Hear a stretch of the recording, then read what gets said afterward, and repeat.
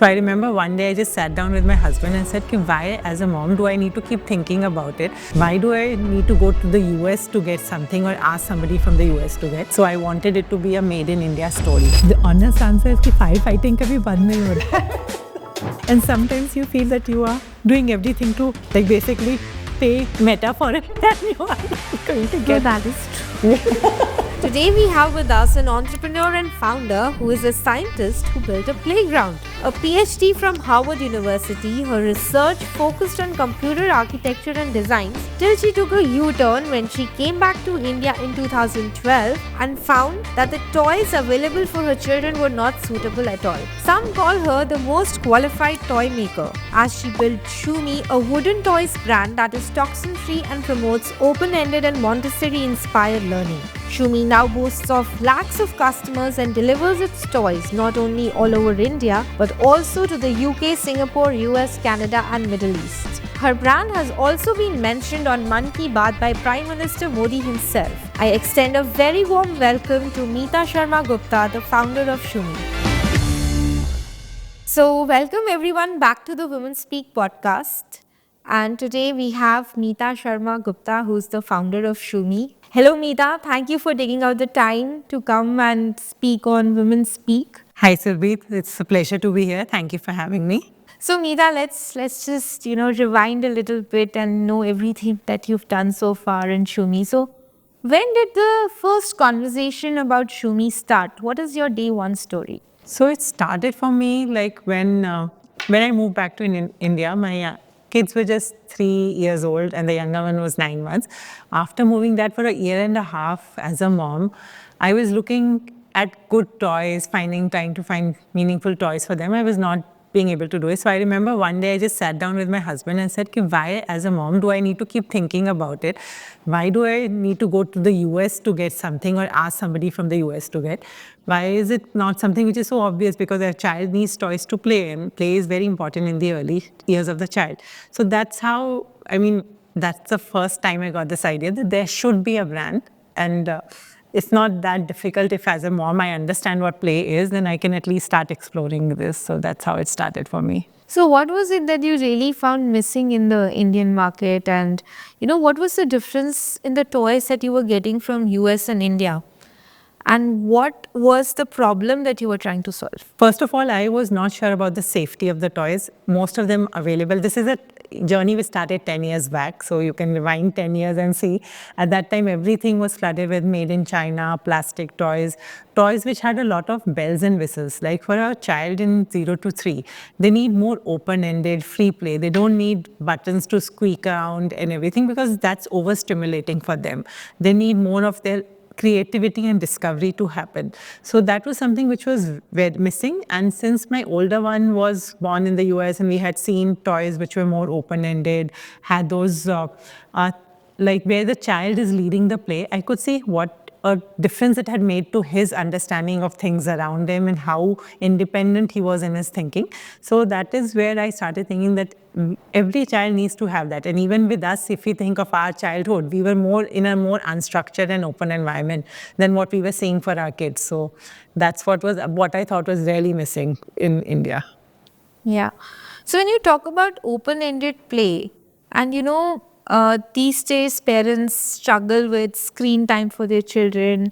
They struggle with keeping a screen-free environment. So how does open-ended play help build child's intellectual development? And how did you go about designing those products? Like, did your PhD from the US in Harvard University, did that kind of thinking, which is system thinking, help you in building that?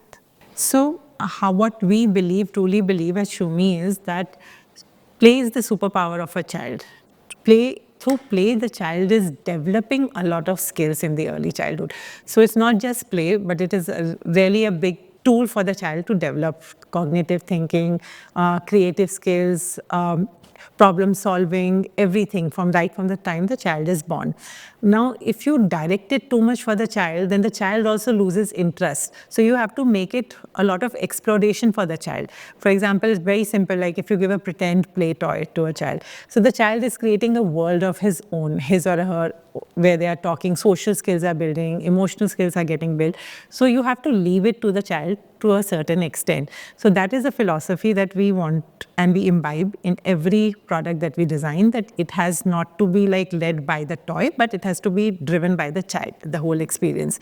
So that was one underlying core value of the brand that we always kept.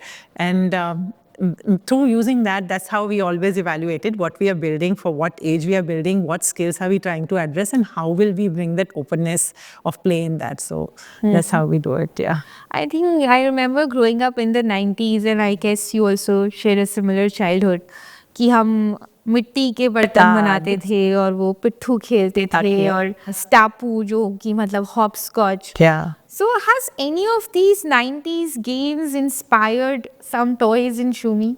Yeah, so if you think that again, now we have a version of a cooking set, ice cream play, ice cream magnetic set, जहाँ पर बच्चा खुद अपना, they'll sit together, there's a pan, there's everything, there's some cooking happening.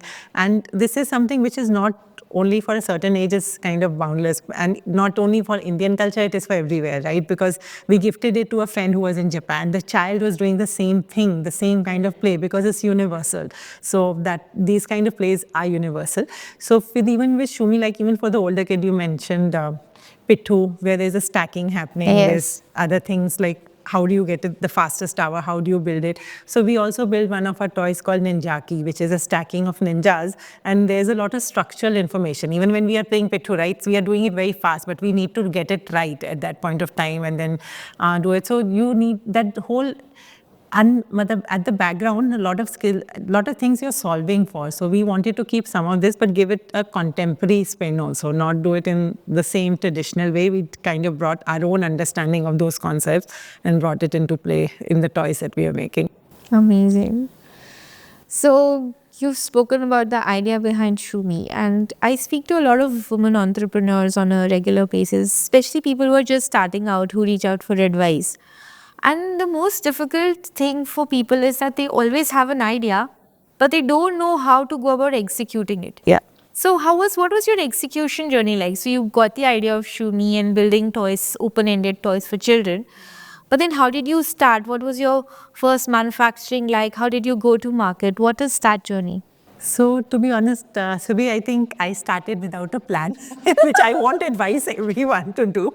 But you should have a plan and do it.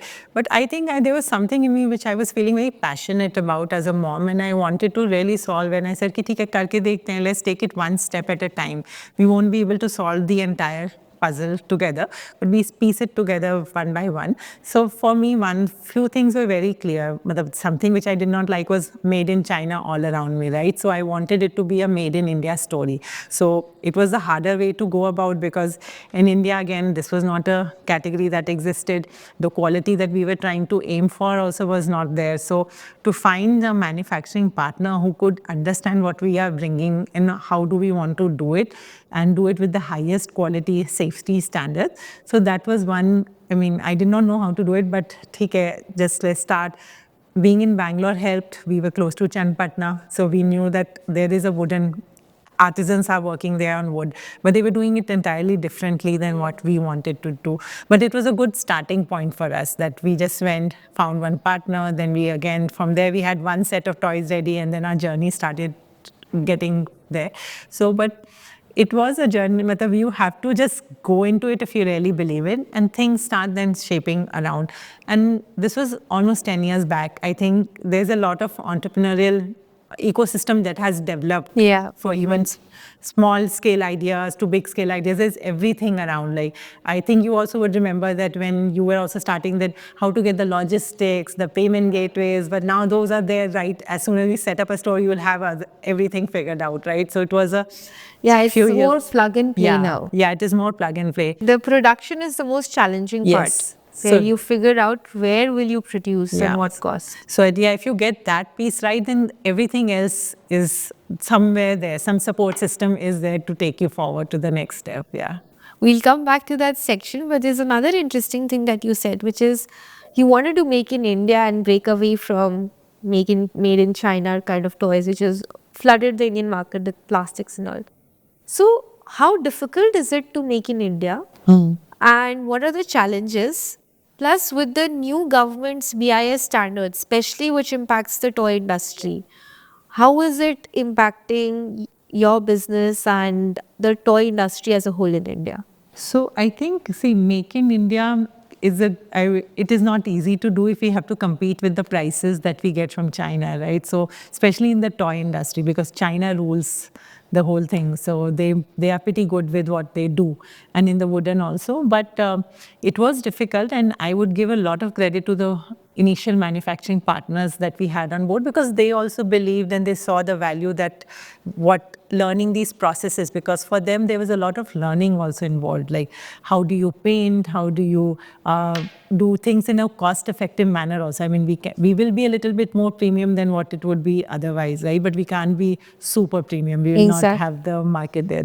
But how do you do it without losing the quality, without doing everything? So there were a lot of processes. They also went out, they educated themselves on this. So I think I would say that this journey would not have been possible if they would have not been so enthusiastic with me on this, because and that is how we were able to make it possible. With BIS coming, I think it was a pleasant move. It is a tough one it was initially tough for all of us to get it right, because there are certain standards you need to meet by. But for us, luckily, what helped was that we were already very conscious of the safety standards. We were already complying by US, American toy standards, by European toy standards. So it was just setting our next steps in our premises so that we have all the toy testing lab is what we needed to set up. Earlier, we were getting it done externally for most of the physical testing part. But the chemical testing and all anyways happens externally. But at least we knew that there's no showstopper that will happen for us. It's just an additional thing that we'll have to go through. So it was good, but it also helped weed out all these things. So it helped. It cleared up the toy market. Yeah, it did. So now people are more conscious. They also even retailers want to know whether you're BIS licensed. You cannot have anyone selling toys. So there's a little bit more of regulation coming into this market. We are still very far from where we should be, but this is a step towards it. Yeah. And so, what all are your sales channels, and which sales channels work the best for you? So till a long part of our journey, we have been online only. So our website, Amazon, First Cry, these have been our main sales channels. 2 years back, we went offline with Hamleys, and that's the only offline channel that we have. So I would say online has been our main sales channel, and that has also been a conscious choice that we took, that because it gives a little bit more lean inventory. We can control the inventory, we can control the flow of things. And then also now with portals like Mom Store and all, then we have also started expanding there. So that is also something which is helping us, because there you have the target audience, right? Yes. So we don't need to worry. We know if a mom is on Mom Store, so that mom is looking for everything right for their child, right? So that is where we want to partner with all channels like that. And that's what we are doing a little bit more consciously and aggressively. While offline also has to be there, because this is a category where parents want to do a quick purchase, they want to look at the toy. So we do that, but yeah, online is mainly where we focus on. And I think that the next challenge is digital marketing. It is. So how did you go about spreading awareness about your brand? What mediums did you use? Was it just online, or did you do pop-ups and, small kiosk stores? How did you go to market? So I think we did everything, a mix of everything. When we started, we first launched our first set of products on a marketplace called Hopscotch, because as a mother, I was buying so much from Hopscotch. So I knew that there is an audience there. So, and that was something where I thought I will get a good testing done of my products. And actually, there's a very interesting story. In Hopscotch, in those times, Hopscotch used to put up a boutique, and they used to announce it that this brand is going to come from this day, and they used to make all that announcements. So we're just given them, and they had just announced. Before we went live, somebody reached out to me over email and said that I saw your products on Hopscotch, and I'm looking to buy. I'm in Bangalore. Are you also in Bangalore? So I just replied to that, and I said, yes, we are in Bangalore. And it was pleasantly that that person was in the adjoining community that he was staying in. I was like, what kind of a coincidence can this be that we have not even gone live and we got our first customer right next to where we are? But it was something where it was also giving me an indication of what people are looking and appreciating, because then I could go and meet my first customer. Yeah. And I met that person, and that family had moved from Dubai. So both of them were really excited to see the products that we were launching with. And they said that we could never think that we could get this in India for our kids. And we really, super excited to see and we would like this, we would like that. And they gave a lot of feedback. So that was really encouraging at that point of time. That was one story I thought I was just feeling, I just wanted to share. We did pop-ups, like we went for our first pop-up. Sorry to interrupt you, but coincidentally, our first customer was also from the next block. Oh, wow. Yeah. Like, I just gone live with the website, and the first order I got was from the same apartment I stay in. Like, I did not know that person. Now we are good friends. I know. Okay. Because she supported me in that journey. Yeah. But it's quite coincidental that you also went through something similar. And Surbhi, what I feel when you see this happen, it kind of validates what you're putting there. Because if you are able to find a customer without even doing anything different, right? That means that what you're doing is, maybe there is a need for that. So I think that was something which was really encouraging at that point of time. And then we went for pop-ups. First pop-up was in Bombay. So there also, again, the kind of response that we got was, yes, that people are appreciating the quality, the kind of designs and the whole thinking that the brand is bringing through. Mixture of both of these things set us up for the first set of few customers. And then some of our customers also became our evangelists, because if they have the product and then everyone is asking them, where are you getting it from? So that is how our first few orders started coming in. And then we plunged into the whole digital marketing thing, that how do you get it on Facebook ads, Google ads and everything. Yeah. And what is your take on quick commerce? So with all these quick commerce players coming in, whether it's Blinkit or Zepto, Instamart, and they're listing everything under the sun. So are you planning to list toys there, and what is your whole take on the quick commerce fad? So to be honest, when Blinkit approached us, we thought that why will anyone want a toy in 10 minutes? What is a toy emergency? Yeah, what is the toy emergency? But they were like, no, please come on board. We really want this. And we saw that it works, because then we realized what is it working for, like, because in quick commerce for gifting, that's where it is. And then we also have now kind of catered our catalog for the gifting category more than everything else, right? Because now you want to gift for a birthday party, or you need for someone who is visiting and all that. So now quick commerce definitely is good to be on, but it may not be the same kind of products that you will have on the other online channels. You have to figure out what people need in emergency, which is gifts. Yeah. But it's been a good one. At least because they are also pushing all the different categories. So we are on Blinkit, we are on Zepto, we are on Swiggy right now. So, another thing that a lot of women entrepreneurs, this entire show podcast is focused on sharing their journeys. And another thing that people really struggle with is on how to finance their business. Yeah. Because setting up the business is fine. You start small, you invest a little bit of capital. But scaling the business always requires more and more and more capital. Yeah. So how did you finance your business, and what will be your advice to anyone who's looking at starting up from scratch and financing the business, whether it's with a VC-backed business or, otherwise, like organically? Because not everybody gets VC funding. funding. True. So I think once you start, while you may not have the answer right at front, but if you know that this is a scalable, you want to scale it to a certain height, then you have to plan differently versus whether you want it to be a self-sustainable business and then be okay with a certain scale, right? Because both the journeys are slightly different. So for us, we were bootstrapped for a large part of our journey. And then we raised small friends and family round. And towards COVID, we had a micro VC invest in us. So that is how we have kept our journey going.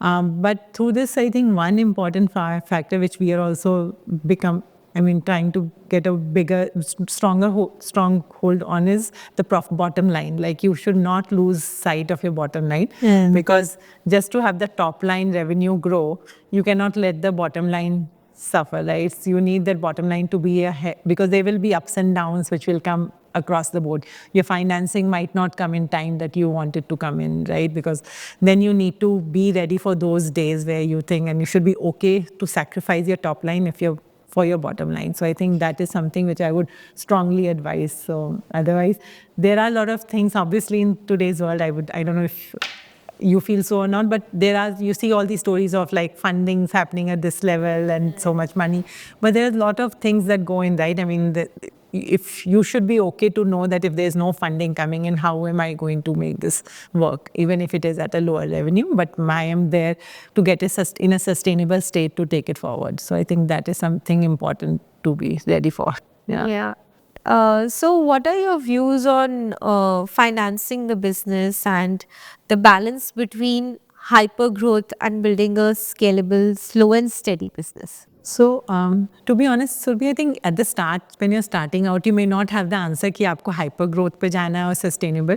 But one thing I think from my own experience, you should always keep an eye out on the profitability of the business, right? Because that is what will sustain you through the lows and highs and everything. If you lose sight of that, then you might just spiral down also, and then you need to know how to control yourself, because there have been times like in this journey while we were bootstrapped for initial years, then we were able to raise some funding and go ahead. But towards COVID, we were looking for funding. COVID happened. There was nothing happening, right? No funding was happening at that point.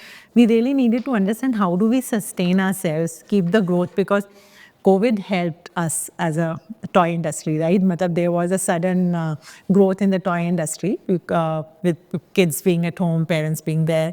So we wanted to grow also, but we were also a little bit fund constrained at that point of time.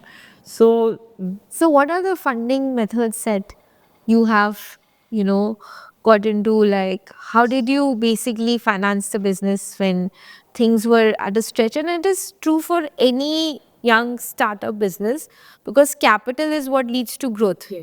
So, how did you figure out your working capital? should be like when you start the journey, so I feel that one thing that you have to be very clear कि चाहे कुछ भी हो, profitability पे you don't have to lose sight of profitability, right?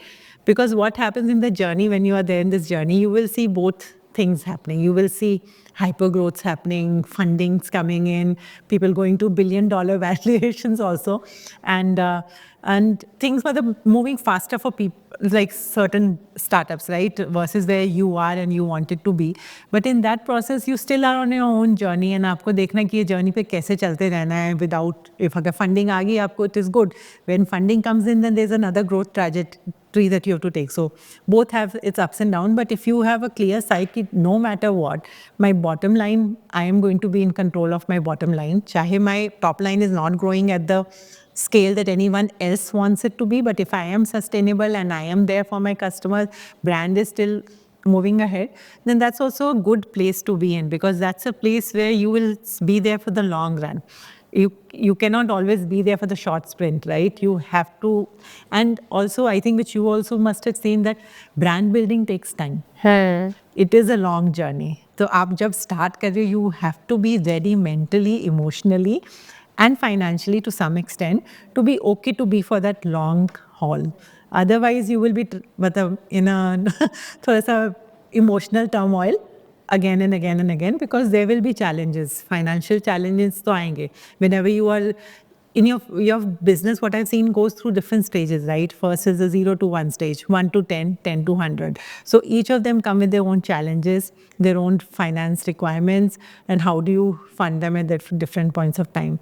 So you have to just be clear on which stage are you going to, when and how, but be also okay with things going a little haywire. If your bottom foundation is strong, then you will sail through it, maybe at a different pace than you want it. So one question is, how do you deal with the FOMO? Because I think all entrepreneurs have this FOMO कि ये हमसे better कर रहा है. हाँ. क्योंकि वो PR and news social media post देख के ऐसा लगता है कि सब लोग अच्छा कर रहे हैं लेकिन हमारी फटी पड़ी आई नो बहुत डिफिकल्ट होता है सुबह. It's not easy because all around you social media तो मतलब it can give you sleepless nights at times to be honest. मतलब बिकॉज आप दिख रहा है, मतलब आपको सुनने में आ रहा है everything is going, but it was not, मतलब it's not easy, but then you have to put your own guards around yourself and say कि what am I trying to build and keep going towards it. Otherwise मतलब you might still be on your journey but you won't be on a happy journey if you're looking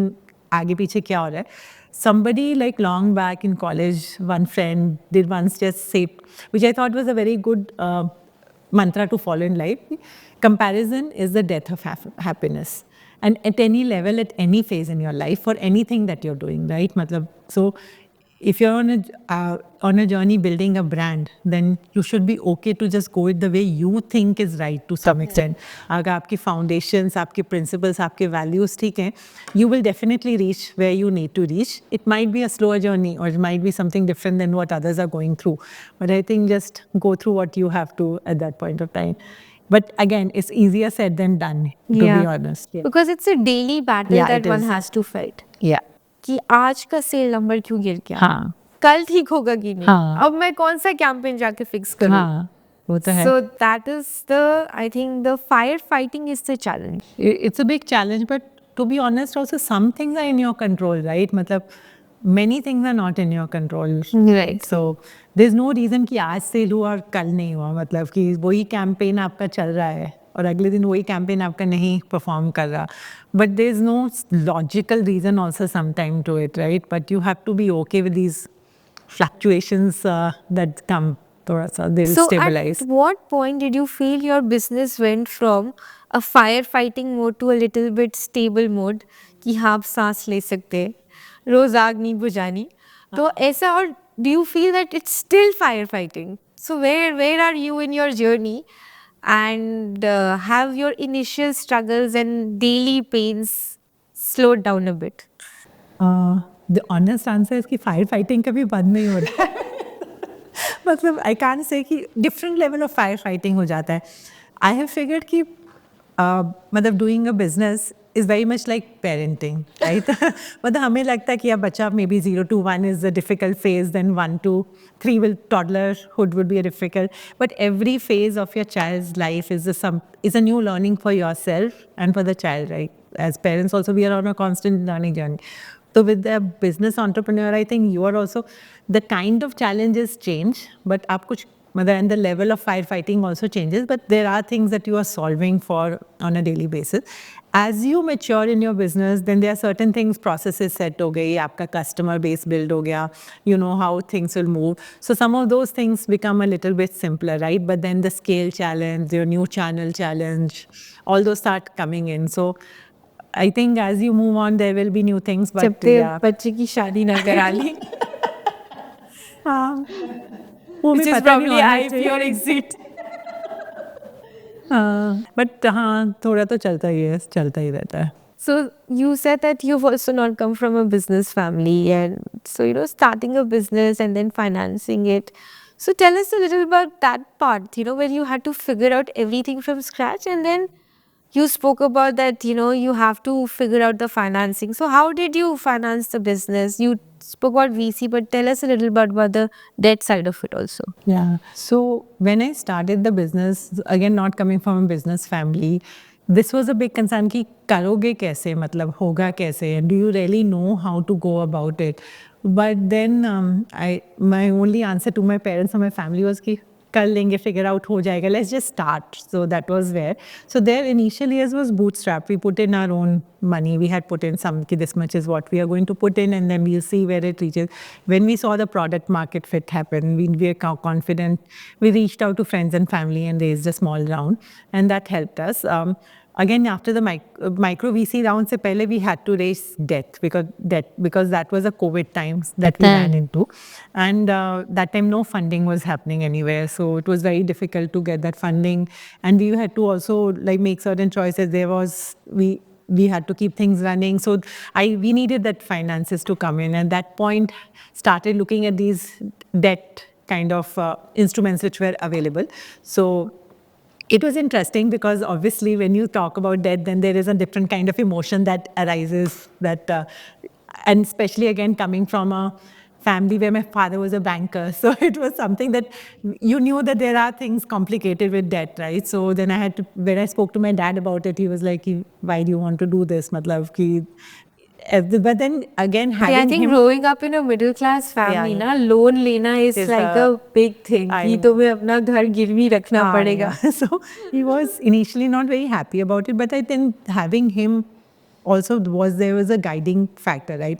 He could guide me that, okay, if you have to do it, then do it like this. So initially there was a little bit of resistance, but I think that resistance and a talk with him also helped me clarify कि ठीक है करना है तो we have to set aside the emotions and be more practical about it and then go ahead and do it.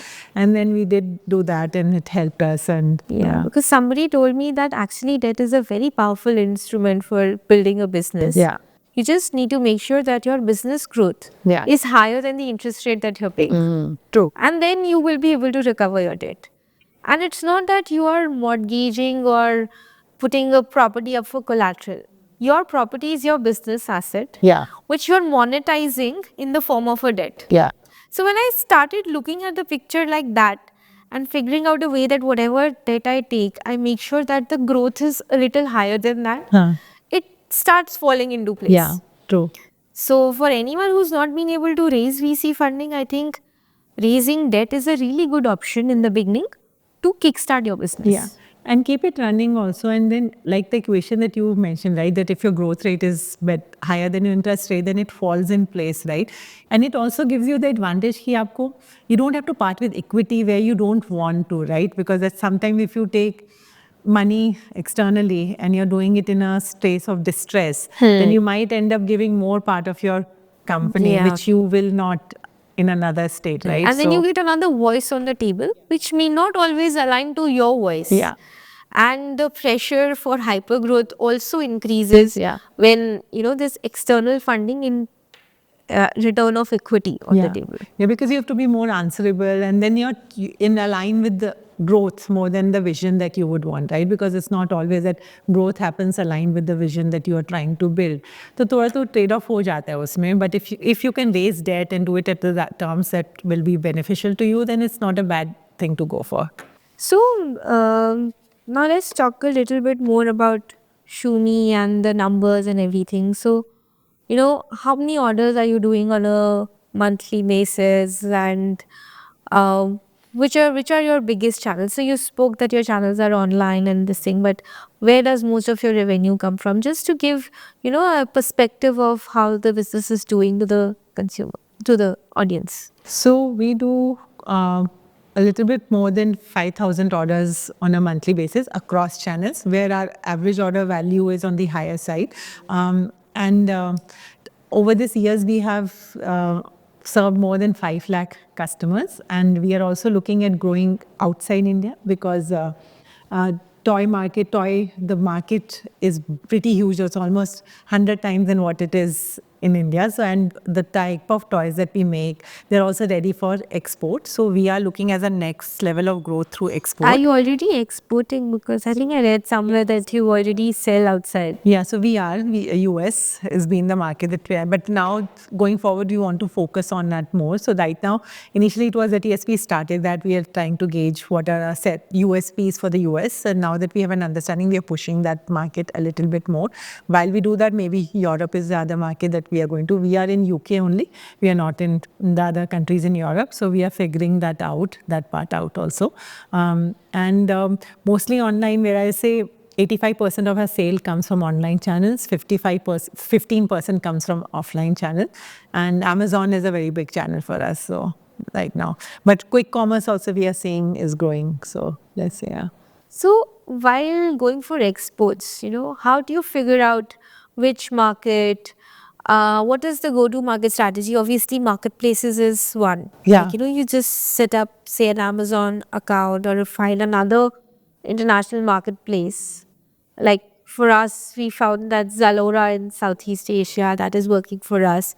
But besides that, how do you make partnerships? For example, if you want to sell in Walmart. Yeah. So are you considering all of those options, and How do you go exporting? Yeah. So for us, we chose Amazon as the vehicle because Amazon was an ecosystem that we understood pretty well. And US mein also Amazon is one of the bigger e-commerce marketplaces compared to Walmart. And for the kind of price points that we offer, a little bit, we are again, even for US, you will come as a little bit more premium compared to any other toys over there. So for us, Amazon was what works best for us. So that is how we chose to go to US through Amazon, and then we extended that to UK and Middle East. So how we chose, but like US was a but obvious market for us to go to. It's a big market. It is there. The demand is. It is something from where also that journey started for us, right? So we know that the market exists over there. So it is. The only one thing is like again, it's a crowded market there. It's also flooded with made in China. Like Amazon is flooded with made in China toys.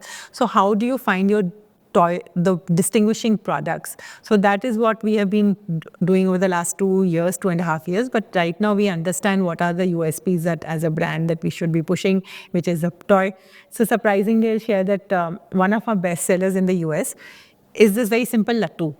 The lattu that we all play with, the spin top. And it not only is a bestseller for the kids, but also for the adults because it's a fidget toy, right? Toy. And the quality in what we saw, we have more reviews in US than we have of it in India. And the best thing that we hear is that the quality is amazing. And the whole thing, it keeps my child engaged, it keeps my grandchild engaged, it keeps people just go on about it. So that was a pleasant surprise. So that was also, again, validation of the point that the quality matters. So it's not only like what you're selling, the price points or what design you're giving, but how you are delivering it to the customer also matters. So that is something that we have figured out and that we are going to push more for the US. And you just spoke about customer reviews. So what has been your most memorable customer review? And do you, as a founder, frequently engage with your customers to find out, what works, what doesn't work, and, get the direct voice of the customer? Yeah, so we've done, so customer voice is very important, right? Because they give lot of insights to you. तो आपको समझ में आ जाता है कि customer को अच्छा लगा, नहीं लगा, क्यों अच्छा लगा. मतलब it's very important to connect with your customer. And at time to time, we have done small focus groups with our customers. We have sent surveys to our customers just to connect and hear back. So it's been very nice. And even in the initial pop-ups, I remember when we had one of our initial pop-ups in Bangalore near Whitefield. So we had set everything up. Then there was somebody just passing by. Grandmom was passing by. She just stopped. She looked at all the toys and she said, "I wish my kids had these toys." And then she was like, "Okay, maybe now my kids could not. I'll take it from my grandkids." So that is something where you could see that and how happy we were making the parents all around. Once also, like when I was talking to you about Ninjaki, so when we were launching it, we were trying it out with our customers. So we had a set of different age group kids to see how the other kids engaging. We had a 13-year-old. She was initially very reluctant. She thought it's a toy. Why should I sit down and play?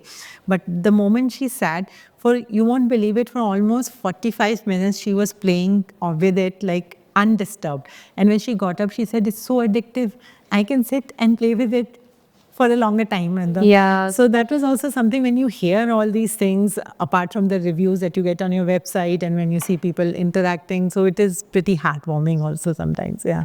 See, I grew up playing a lot of board games with my parents. Yeah. Used to play Scrabble and Boggle and chess and, some card games and everything.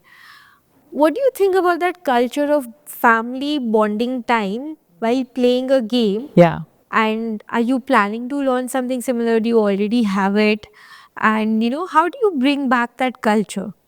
I think it's very important, Surbi. Usme family time, that bonding time when you're playing is precious, right? There you are sitting together, and especially in today's day and age where screens is like over present in our lives, in our kids' lives, everywhere, right? So you have to consciously make that. And nothing better than sitting together and playing.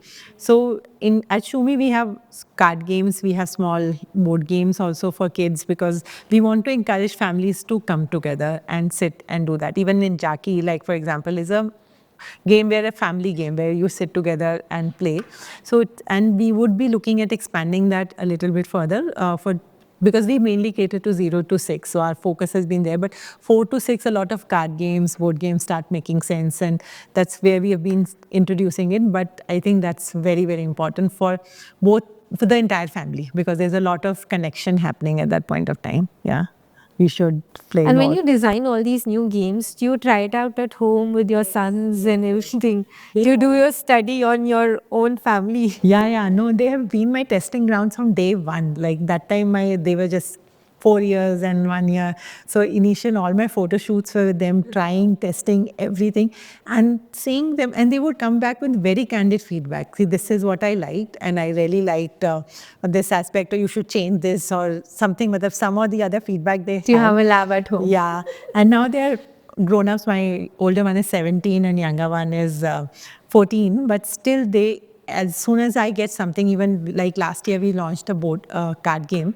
So multiple times we had testing, because on their feedback then we would record it, I would send it to the team would come and try it out. So they were seeing how a child is thinking, though they're a little older, but they would go down to that level to understand the game and then come back. So I think it's very good to have that whole toy testing happen at home, but it's fun, they enjoy it. Yeah. I think that's what, starting out as a mother, as an entrepreneur, and building for the category helps you do that, because even my children have been the people on which all the samples are tested and all the social media videos are recorded.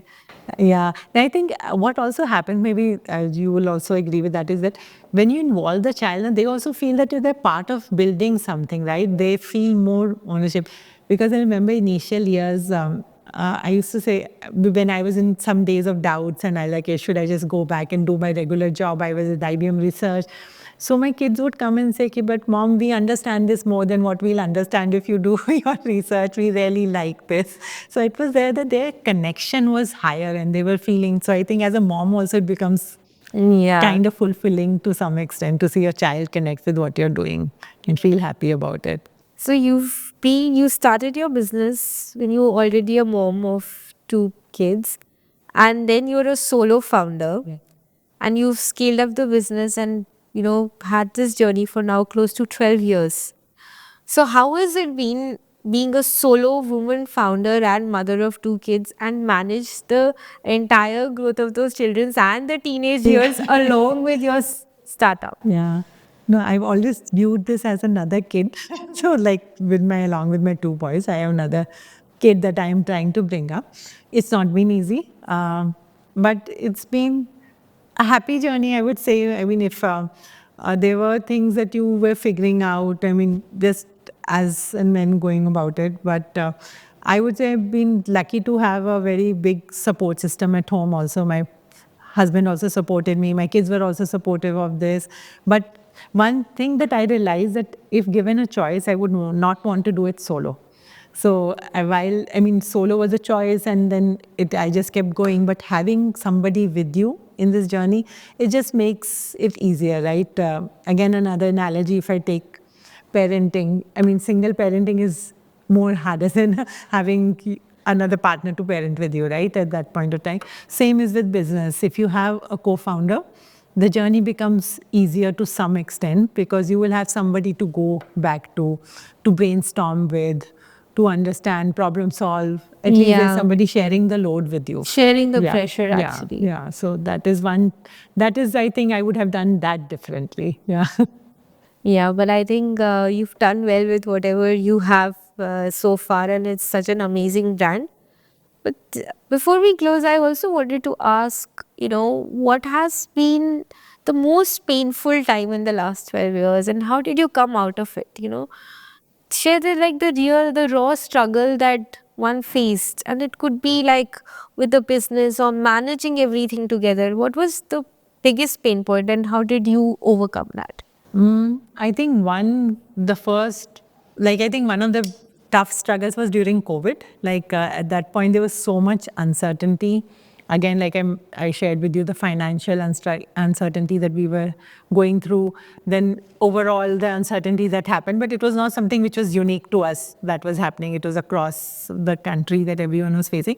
But that was a big challenge, struggle that we faced at that point of time. And when we also saw that the demand is increasing, but our supply was not keeping pace at that point of time. Because again, everyone was in a kind of a state where we were trying to figure out. Raw materials also became scarce at that point of time. So figuring out when you can see the demand, but you don't have the supply, and then you have other things to meet. So, and somehow it happens that people only want to order what is sold out. Yeah. And then 100 products are already in stock, but nobody wants to buy that. True. How does this paradox always happen? Does it happen with you also? Yeah, it happens quite often. We have this running joke in our team, like whenever something is going close to out of stock, the orders will increase first. So you're like, okay, maybe we keep everything near out of stock and let the orders come. So, but yeah, it happens. At that point, then you feel that suddenly kya hua is product mein? Why is it so much in demand suddenly? But it happens. Yeah. And then you came out of it. Yeah. And then Stabilize the business. And what is your take on, the entire digital marketing landscape? Most brands, D2C founders especially, have to do social media also, have to do influencer, have to have Meta and Google, because that becomes the bread and butter for, getting people to the website and discovering your business. How have you navigated through that, and what are the wins there, and what are the challenges still existing? I think when we started at that time, Insta was just coming about. So Insta was more of an organic build-up for us at that point of time, because everyone was just getting onto Insta. Insta was more about the actual organic content and things. Visibility on Insta was much easier at that point of time than what it is right now, because now with all the new algorithms, you have to keep figuring out what algorithm changed and now why is this not getting the views.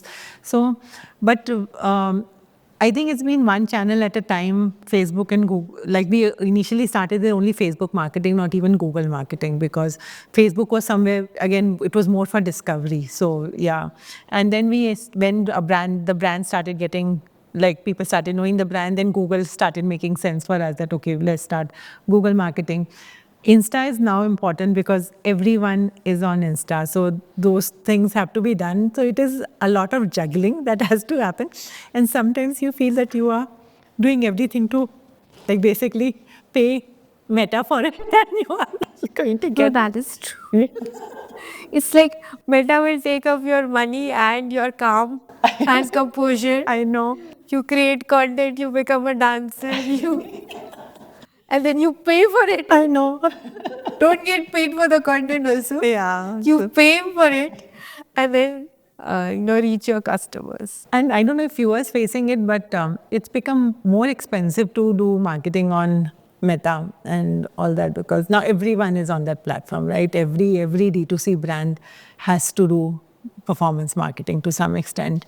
So it is, but also I think what we have also realized is that the customer looks for authentic content, right?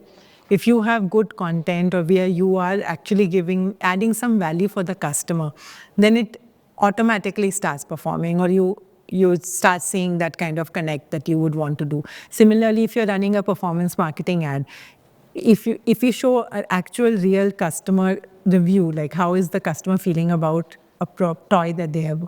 So then as a mom, the mom will relate to what the mom is saying, right? So that is now where we are trying to build our content and take it forward. Yeah. At any time have you felt कि बस हो गया, मैं वापस जाके job कर लेती हूँ?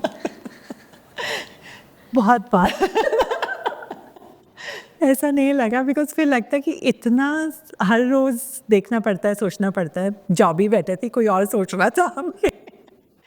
But still, there are times when you do feel that, and you feel that maybe life would have been simpler if you would have been in a job. But then again, when little bit of, when you feel better, then you do realize that we are on a journey, we are building something, we are doing something, so it won't be an easy one. So I think the other thing is that, these days, people don't have patience to build a business. Yeah. There are, I would say, the legacy businesses have been built over 40, 50, maybe hundreds of years and generations. Yeah. And here people want to build a business, scale, IPO and exit in like just 5 years. So it's not everybody's cup of tea. I think not every business has to become $1 billion. It can be just a business which brings home happiness and funds and wealth and solves a customer problem. So very true. So everything cannot be a $1 billion story also, right? But as long as it's bringing you happiness, is again, like you said, serving a customer need and sustainable, right? I mean, making some money. So then it's a good business to have. It's not something bad. Because eventually you are building something for someone, right? And if you're doing it right in a slow and steady way, then why not? There's nothing wrong with it. Yeah. And the last segment is the rapid fire. So I'll ask you a question and without thinking, you have to answer. Okay. Academics or business? Business? Hypergrowth or stability? Stability. What is the quirkiest thing on your desk for inspiration? I really think on my desk, seriously. Yeah, even I don't. So, but what inspires you? I think the customers inspire me, seeing happy customers. Yeah. If you could design a toy based on a childhood memory, what would it be? Something around hopscotch. We played a lot of hopscotch. Stapu. Yeah, Did you call it that? Stapu, yeah. Yeah, I think only Delhi people call it that. Nobody knows this name otherwise. Acha, nobody knows this, not a common. No, not a common one. But it used to be every Stapu. Yeah, Stapu, school, home, everywhere you're playing Yeah, Stapu. you take a chalk, you draw it out. Yeah. Work from home or work from office? Work from office. E-commerce, quick commerce or retail? What's your pick? E-commerce. Sleep in late or early riser? Early riser. To-do listed or bring it on? Bring it on. Firefighting or zen? Firefighting. Yeah. Favorite pastime? Cooking. Cooking. So what do you cook? What's your favorite dish? So I like cooking everything, but I like Oriental cuisine more, like trying that out. Yeah. So thank you, Meeta. Thank you so much for coming to Women Speak and taking out the time and speaking to us. It was absolutely lovely to know about your journey. And it was so much fun talking to you and sharing the heart-to-heart entrepreneur notes. Yeah.